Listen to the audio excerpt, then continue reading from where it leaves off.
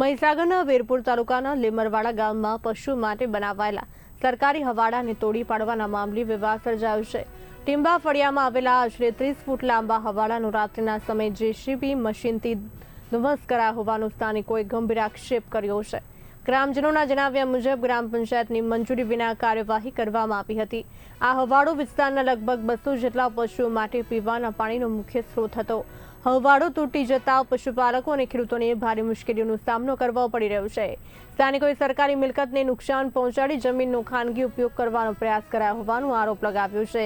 આ મામલે ઉચ્ચ અધિકારીઓને લેખિત રજૂઆત કરવામાં આવી છે અને જવાબદારો સામે કડક કાર્યવાહી કરવાની માંગ ઉઠી છે। ત્યારે હવે સૌની નજર વહીવટી તંત્રના આગામી પગલા પર મંડાઈ છે। તમારી રજૂઆત શું છે?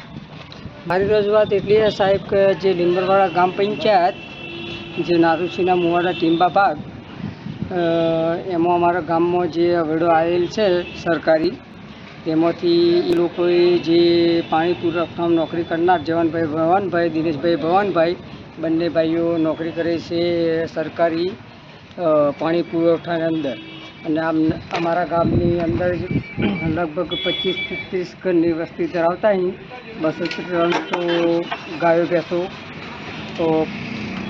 છે। કંઈથી પાણી આ તે પીવાનું આ તે, અને જે આજુબાજુના જે બકરા ઘેટા ચારતા હોય કોકમાં